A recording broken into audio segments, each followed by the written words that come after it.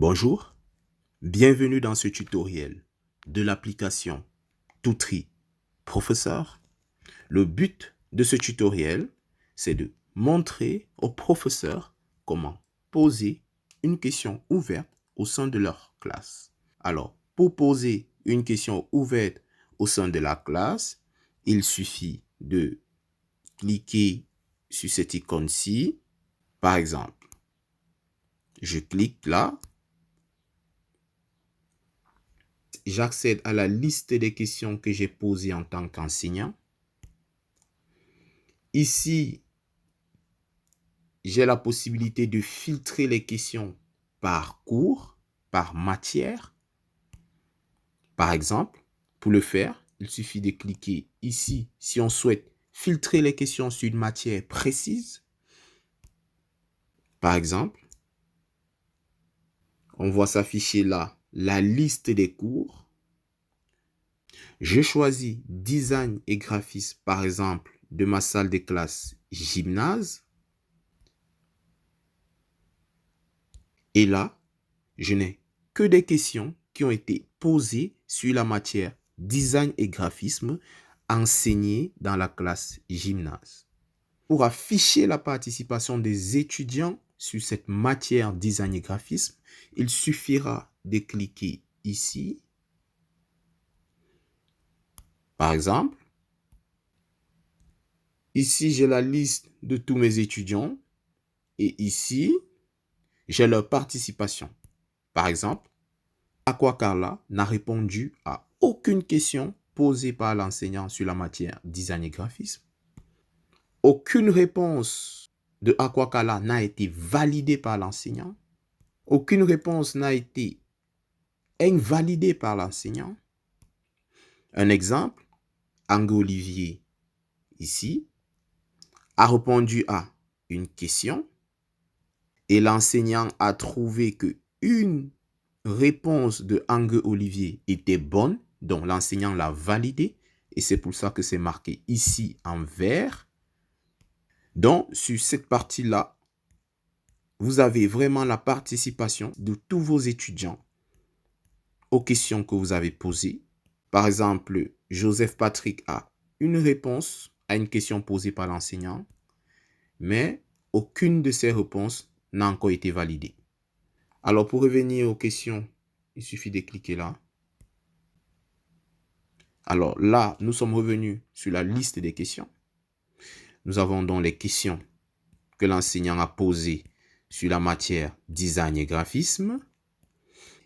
Lorsque l'enseignant veut consulter des statistiques précises sur une question, il doit cliquer ici. Ici, l'enseignant a tous les étudiants avec leur participation uniquement sur cette question. Si l'enseignant souhaite consulter les réponses qui ont été apportées à une question, déjà ici, il voit les différents apprenants qui ont commenté. Pour accéder aux commentaires, il clique sur cet espace-ci. Par exemple, et là, il a la question qui a été posée.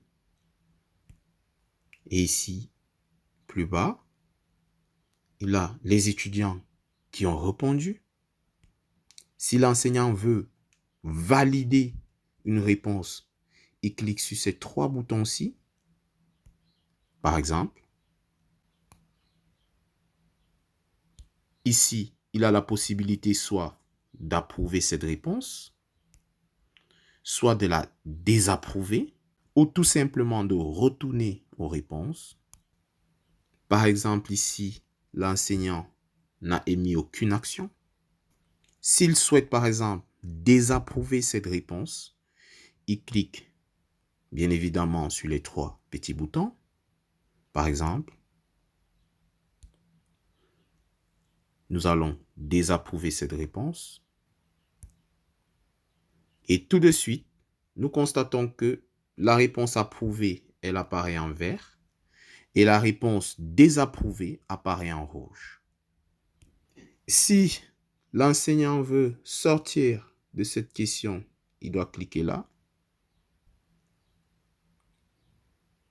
Pour créer sa question, le professeur doit cliquer ici. Il doit choisir le cours sur lequel il veut poser une question. En cliquant là, il doit choisir le chapitre sur lequel il aimerait poser sa question. Par exemple, graphisme. Il doit choisir la leçon sur laquelle il aimerait poser sa question. Par exemple, art graphique et graphisme. Dans cet espace, il doit mettre le contenu de sa question. S'il souhaiterait ajouter une photo à sa question, il doit cliquer ici. Une fois que tout cela est fait, il clique ici pour poster sa question. Par exemple,